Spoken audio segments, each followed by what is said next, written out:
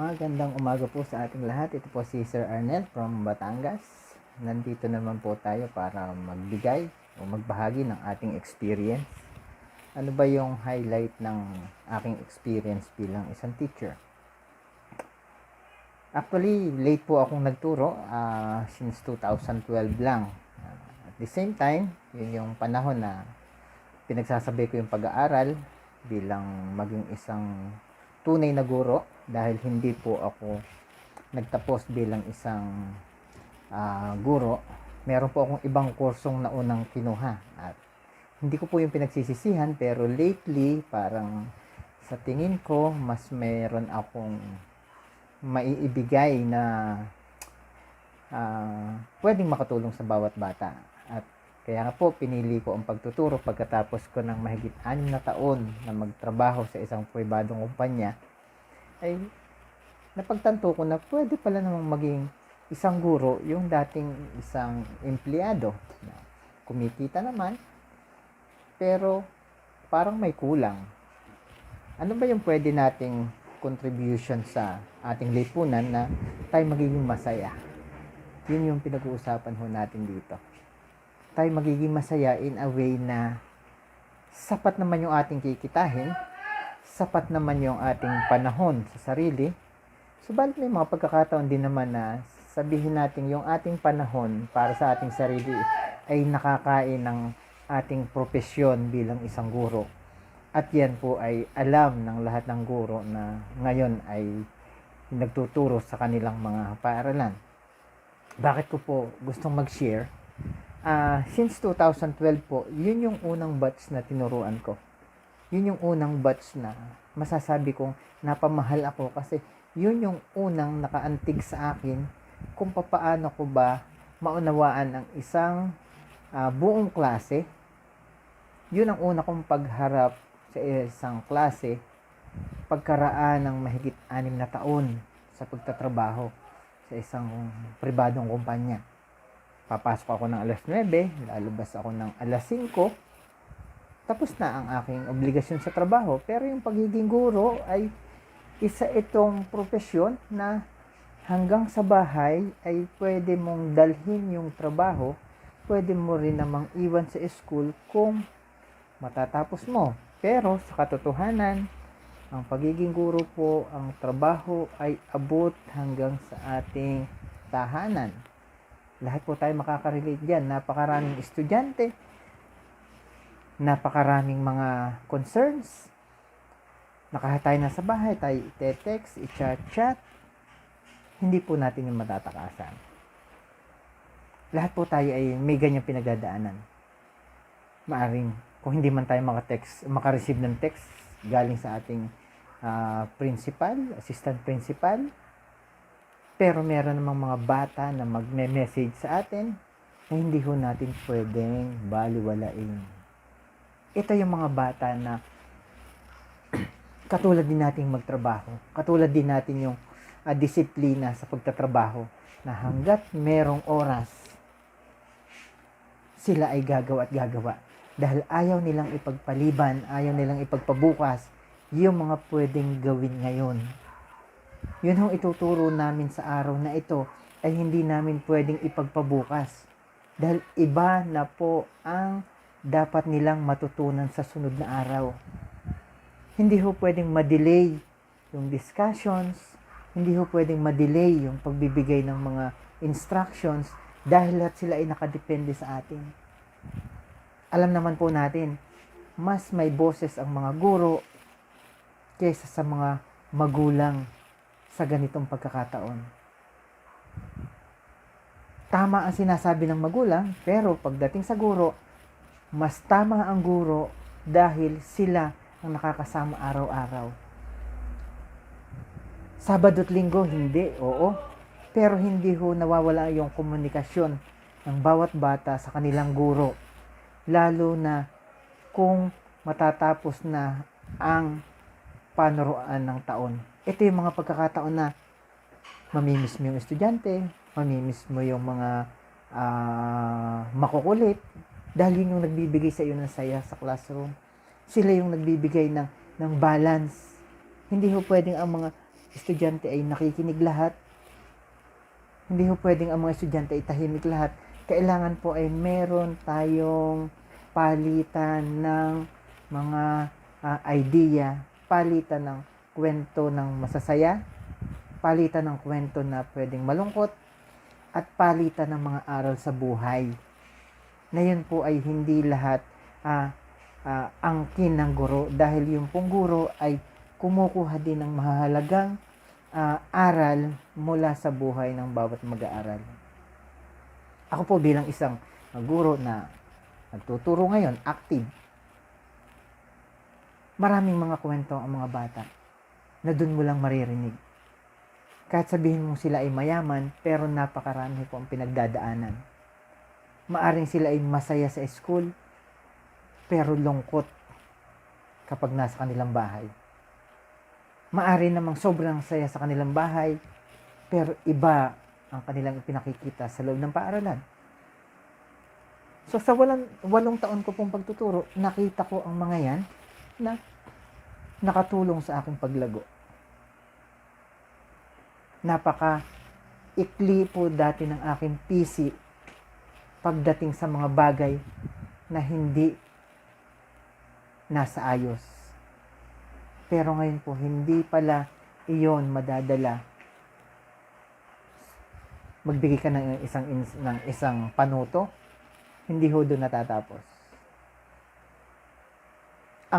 Ang sagot na lang po sa iyong ibinigay na sabihin natin pagsusulit, yes or no. May magtatanong po dyan, Sir, meron po bang explanation gaano po kahaba? Yun yung nagbibigay sa iyo ng saya, dahil hindi sila makontento sa ganong sagot lang. Gusto nilang mag-express pa ng idea nila na somehow buong klase ang magbe-benefit. Akala lang natin ang mga batang ito ay makukulit, pero yung kanilang isip, yung kanilang puso at isip ay punong-puno na rin yan ng kaalaman. I-organize lang po natin. Sasabihin lang natin sa kanila, ganito yung dapat gawin, ganito kung paano magdesisyon. Dahil lahat po sila, ngayon ang nasa isip nila ay instant sagot, instant score, instant grades. Pag hindi mo po sa kanila ipinaliwanag ang proseso, kung paano dapat mangyari ang bagay-bagay. Kasi unang tanong pa lang po, gusto nila nandun na sa conclusion. Gusto po nila ng immediate promotion. Sabi nga natin, bakit ba hindi kung first year, gusto ko fourth year na agad para graduate na agad ako. Yun din po yun. Bakit may motivation sa klase, sa umpisa? Para makuha natin yung atensyon. Kasi yung mga bata na may konting kahinaan sa pag-intindi, sila po yung dapat na bigyan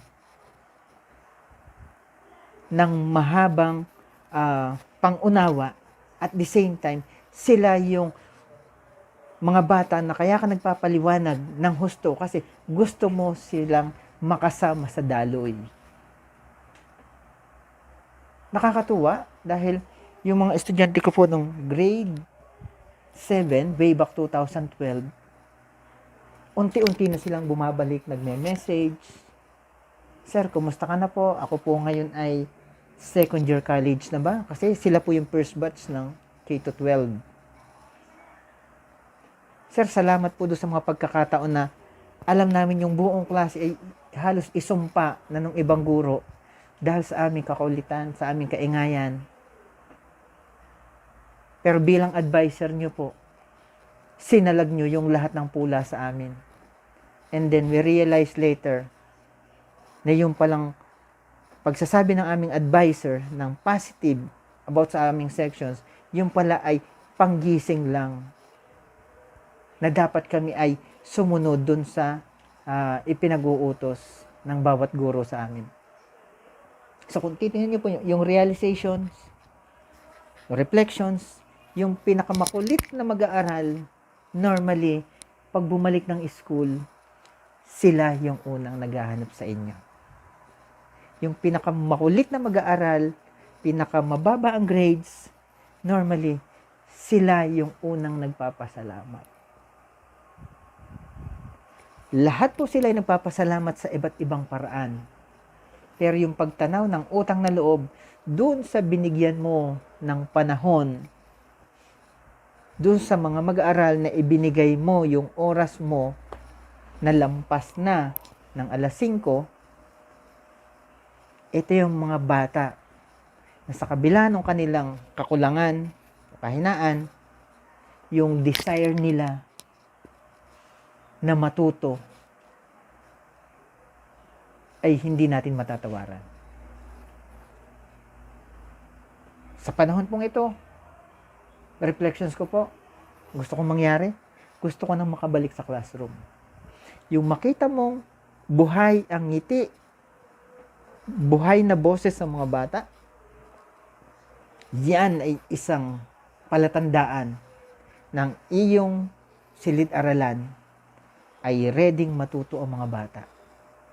Hindi po nawawala yung ingay sa classroom, hindi nawawala yung pasaway. Pero pag sila'y minahal mo, binigyan mo ng atensyon, ibabalik nila yun sa iyo. Liglig umaapaw. Yan po yung aking naging karanasan. Hindi ko po ngayon summary o mabigyan ng buod yung 8 taon. Pero sa sunod pong video ay doon ko unti-unting babalikan yung bawat taon.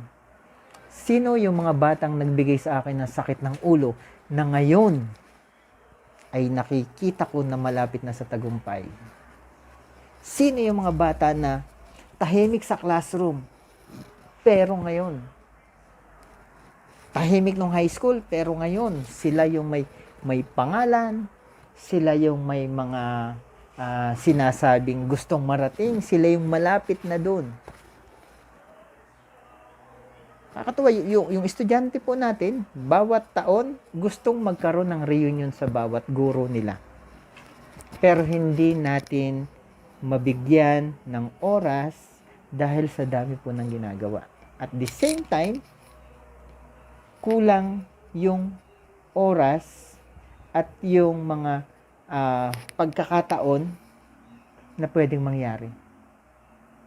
Gusto nga ho nila bawat section, lalong-lalo na yung mga advisors. Gusto nila yearly. Yung iba nahihiyang pumunta kasi hindi sila yung nag-excel noong time nila. Pero kung titingnan mo, itong mga batang ito na nagsasabing, Sir, reunion tayo, hindi po pagkain ang gusto niyan. Ang gusto nila ay makita yung mga kaklase nila na nagtatagumpay at gusto nilang tumulong sa mga kaklase nilang naiiwan. So, yun po yung aking reflections ngayon. Sa kabila po ng COVID-19, meron po kaming sistema na sinusunod. HBOL or home-based online learning. Paano po siya ginagawa? Hindi po ganun kadali. Pero nagsisikap po kami mga guro na maabot yung aming mga bata. Nagsisikap kami na sa araw-araw mabigyan sila ng mga ideas na magagawa nila, may apply nila sa buhay. Dahil ito lang yung paraan muna po sa ngayon para magkaroon tayo ng komunikasyon. Pag hindi natin ito ginawa, para nating unti-unting pinapatay yung ating ugnayan. Para nating unti-unting pinapatay yung kanilang pag-asa na makabalik sa classroom sa lalong madaling panahon. Lahat po ay mahirap, pero sa pagtutulungan ng mga kasama kong guro, administrasyon, at yung cooperation ng mga bata, ang nagbibigay kung paano nagkakaroon ng buhay yung ating mga ginagawa. Kaya nga po, panawagan namin sa magulang, tulungan niyo po kami na makipag-ugnayan sa inyong mga anak dahil hindi po namin kayang lahat yan. Hindi po namin kayang magawa o maisakatuparan kung hindi nyo gagabayan ang inyong anak at hahayaan nyo lamang na gawin yung gusto nila sa parang pang-araw-araw. Yung mga bata pong yan ay susunod sa inyo dahil kayo ay magulang yan. Pero gawin nyo po na merong puso sa puso na pag-uusap. Kung kayo ay merong gustong ipagawa, merong gustong iutos, merong gustong hilingin, kahit po sa classroom, ganun ang aming ginagawa. Kailangan maramdaman nila yung concern ng teachers at kung ano yung aming objective, bakit ito kailangan nilang gawin. Hindi po natatapos na nakapagpasa na ng papel, tapos na sila. Hindi po ganun yan. Hindi po natatapos na may, ayan, ang score mo 10 out of 10. Alam po natin na hindi yun natatapos doon. Yung paglago ng bawat bata ay kailangan kasabay ng pagbibigay ng value dun sa ginagawa nila. Dapat ay kasabay kung papaano nila yung kahalagahan ng bagay, hindi yung presyo. Kasi mahal ang tuition, kailangan kung mag-aaral ng husto. Pagka ganun po ang mentality, ay hindi po ano siya. Hindi tumutugma doon sa mission vision. So, tayo pong lahat magtulungan at ako bilang guro, yung realization ko, yung reflections ko, mahaba pa yung lalakbayin ko bilang guro. Pero, kaya kong gawin ang paglalakbay kung kayo ay kaagapay. So, yun lang po muna ang aking may bahagi sa kabila ng maraming trabaho. Naisip ko po ito na sabihin kasi pag po nakalampas ang oras na to, maaari pong hindi ko na siya maalala muling lahat. So, marami pong salamat. So, kung gusto nyo pong makapanood pa ng mga next videos, subscribe lang po and share to your friends. Baka po sakaling may matutunan kayo sa aking mga naibahagi. Marami pong salamat at mabuhay po tayong lahat. Sana po ay matapos na sa lalong madaling panahon ang krisis natin sa COVID-19. Paalam po muli at sa sunod na pagkakataon, panibagong idea na naman po at karanasan ang aking ibabahagi. Salamat po at magandang tanghali.